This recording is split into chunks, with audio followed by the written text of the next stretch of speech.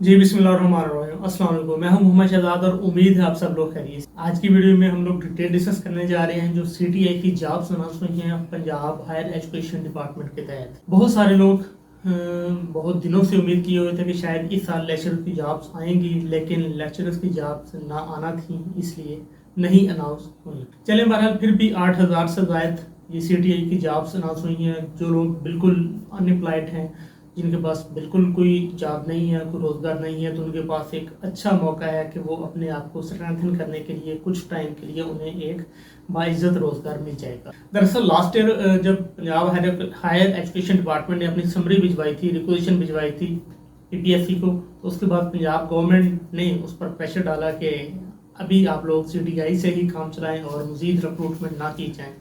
उस बेस पर पिछले साल उन्होंने अपनी रिक्वेजिशन वापस ले ली। तो इसलिए हमें लास्ट टाइम से पिछले साल से ही ये लग रहा था कि अब शायद लेक्चर की जॉब ना आए।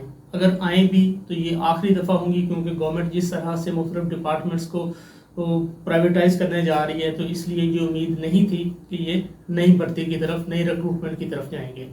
चले बहरहाल जैसा भी है, तो बहुत सारे लोगों के लिए ये 8 माह का या 10 माह का कुछ टाइम पीरियड का एक अच्छा रोज़गार अवेलेबल होगा।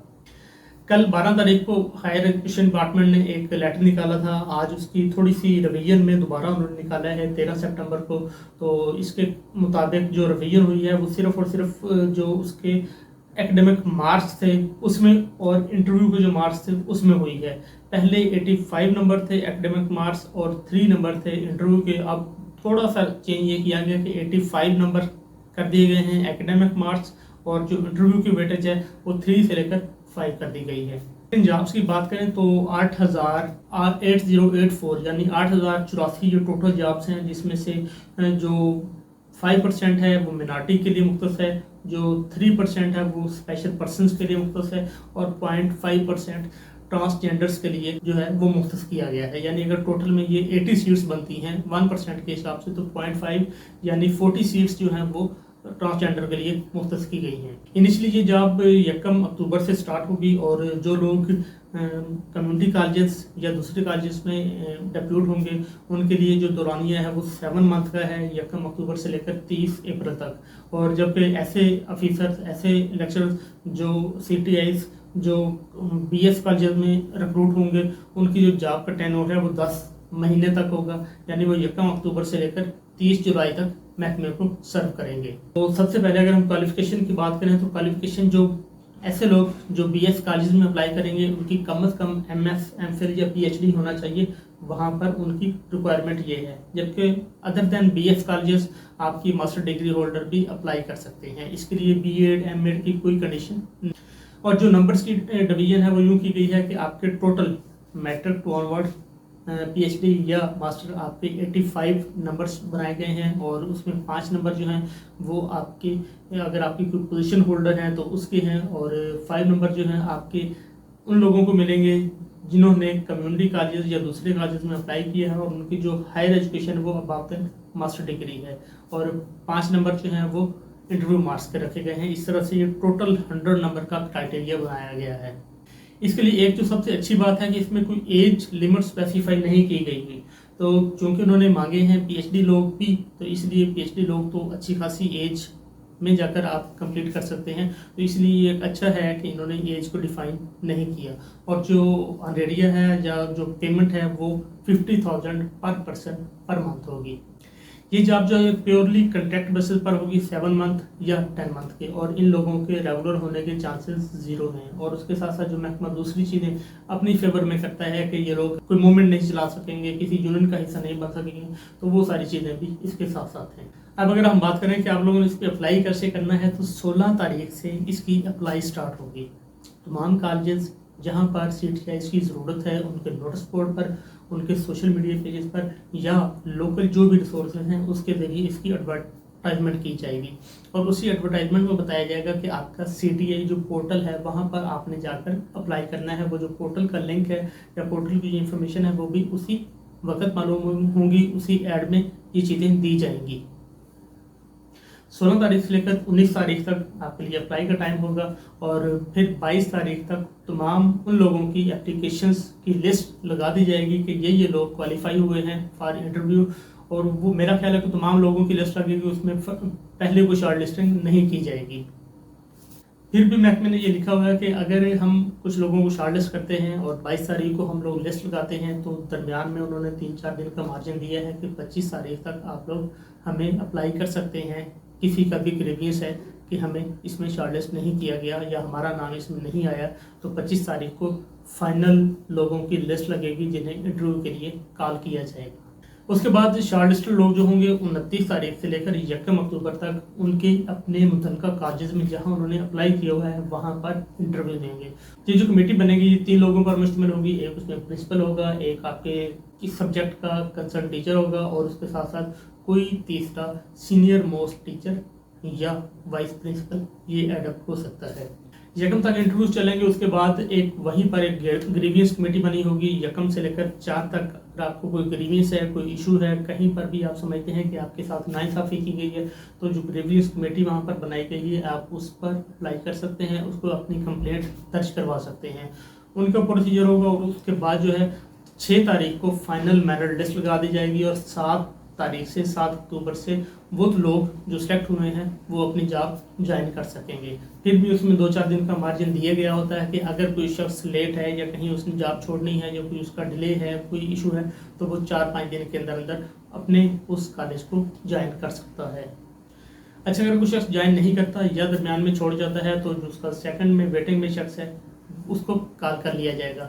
अगर आप कहीं 2nd या 3rd नंबर पर आता है नंबर, तो आप फिर भी महकमे से, दफ्तर से, अपने कॉलेज से टच रहिएगा ताकि आपको पता चल सके कि क्या जो ऊपर वाला था वो छोड़ गया है, तो आपको जाकर अपने मुतल्लिका कॉलेज से रब्ता कर सके। अच्छा, इसमें इस दफ़ा ये अच्छा किया गया है कि इसमें कोई एक्सपीरियंस मार्क्स नहीं रखे गए। हालांकि लास्ट टाइम ये एक्सपीरियंस मार्क्स वगैरह होते थे और उसको उन लोगों को प्रेफरेंस दी जाती थी जो उनके साथ पहले से अटैच हो। तो इसमें फ्रेश लोगों के लिए अगर कोई अच्छा क्वालिफाई उसने किया है, उसकी अच्छी एकेडमिक्स है, तो वो यहाँ पर उसके लिए एक अच्छा चांस बन सकता है कि वो अपने आप को यहाँ पर साबित करे अपनी अहलियत। अगर हम बात करें क्वालिफिकेशन मार्क्स की, एकेडमिक्स मार्क्स की, तो 15 नंबर उन्होंने रखे हैं टोटल। मैट्रिक के 15 उन्होंने रखे हैं, इंटर के 15 रखे हैं उन्होंने, ग्रेजुएशन के, और 40 नंबर रखे हैं उन्होंने मास्टर के। और अगर कोई शख्स BS है तो उसके लिए टोटल उन्होंने ग्रेजुएशन और मास्टर के जो नंबर्स हैं उनको मिलाकर 55 मार्क्स रख दिए गए हैं। ये आपको स्क्रीन पर नज़र आ रहा होगा कि इसकी मज़ीद बाइफर्केशन किस तरह से होगी। आप खुद जान सकते हैं कि आपके इस 55 में से या 15 में से टोटल मार्क्स कितने बनेंगे। इंटर कॉलेज में अप्लाई करेंगे या इंटर क्लासेस को पढ़ाएंगे, उसमें अगर उन लोगों का MPhil है तो उसके आपको 3 नंबर मिलेंगे, और अगर आपका PhD है तो उसके आपको 5 नंबर मिलेंगे। इसी तरह जो लोग पोजीशन होल्डर्स होंगे मादी में, उनको भी यहाँ पर नंबर एक्स्ट्रा दिए जाएंगे। टोटल जो मार्क्स हैं वो 5 है। उसमें से अगर किसी ने फर्स्ट डिवीजन हासिल की हुई है तो उसके 5 नंबर होंगे, किसी की 2nd है तो उसके 3rd होंगे, और किसी की 3rd डिवीजन है तो उसको 2 नंबर मिलेंगे। लेकिन यहाँ पर ये डिफाइन नहीं किया गया कि अगर किसी शख्स की 1 से ज़्यादा पोजीशंस हैं तो उसके लिए क्या ये नंबर उसको मज़ीद मिलेंगे या क्या किया जाएगा। यहाँ पर इस चीज़ की खामी मौजूद है। और आगे महकमे ने एक अच्छा किया कि यहाँ पर उन्होंने एक रेफरेंस के साथ एक चार्ट भी लगाया हुआ है कि जिन लोगों की मास्टर डिग्री एनुअल होगी वो अपने आप को, वो अपने नंबर्स को किस तरह से कन्वर्ट कर सकेंगे या किस तरह से इक्वलेंस उसकी दी जाएगी CGP के साथ। तो ये चार्ट आपके सामने है, इसमें भी आप अपने आप को देख सकते हैं कि आपके कहाँ पर खड़े हैं और आपके कितने मार्क्स बन सकते हैं। अगर इन मार्क्स से आपको कम या ज़्यादा दिए जाएँ, ज़्यादा तो मुश्किल है, अगर कम दिए जाएँ तो आप ज़रूर ग्रीवियंस कमेटी में अपने आप को रिपोर्ट कीजिएगा। अच्छा, उसके साथ साथ इस दफ़ा इन्होंने की परफॉर्मेंस इंडिकेटर्स भी इसमें मेंशन किए हैं। ये बताया जाएगा कि साल के आखिर में आपकी परफॉर्मेंस कैसी रही। उसके लिए जो उन्होंने क्राइटेरिया या जो टूल्स पहले आइडेंटिफाई किए हैं, जो पहले आप लोगों को बता दिए गए हैं, वो कुछ यूँ है कि आपकी प्रेजेंटेशन कैसी है, आपका स्टूडेंट्स के साथ बिहेवियर कैसा है, आपका टीचर्स और जो आपका सीनियर प्रिंसिपल है उसके साथ आपका रवैया कैसा है, आपकी ओवरऑल रिजल्ट कैसा रहा, और उसका आपकी जो टीचर्स के साथ जो पेरेंट्स के साथ मीटिंग है उसका स्टेटस क्या है, और जो होमवर्क है, जो बच्चों की रिपोर्ट्स है, उस बारे से आपने कितनी प्रोग्रेस की है, कितनी आपने परफॉर्मेंस दी है। इन सारी चीज़ों की बुनियाद पर आपको उसके आखिर में जब एक सर्टिफिकेट दिया जाएगा कि इस बंदे ने हमारे पास इतना अर्सा सर्व किया है, वहाँ पर ये चीज़ें भी मेंशन की जाएंगी कि इसका ये टोटल स्कोर रहा है, ये इसकी टोटल रिपोर्ट है।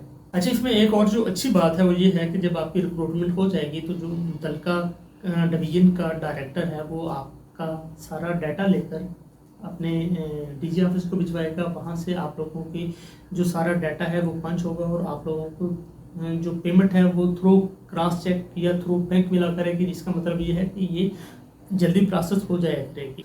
और इंटरव्यू में मार्क्स लेने के लिए बेहतर है कि आप पहले से प्रैक्टिस करके जाएं, अपनी कोई लेसन प्लानिंग थोड़ी सी बनाकर उसकी अच्छी सी मॉक टेस्ट मॉक एक्सरसाइज कर कर जाएं, ताकि आपके जो इंटरव्यू में मार्क्स हैं वो उसी बिना पर आपको मिलेंगे। और अगर आप कहीं पर पोजीशन होल्डर हैं तो उसके जो रेलिवेंट सर्टिफिकेट्स हैं वो चीज़ें भी आपके पास at the time of interviews मौजूद होनी चाहिए। उम्मीद है आपको ये वीडियो पसंद आई होगी। हो सके तो अपने दोस्तों और मुतल्लिका अफराद को ज़रूर शेयर कीजिएगा। आपके कीमती वक्त का बहुत शुक्रिया। Thank you.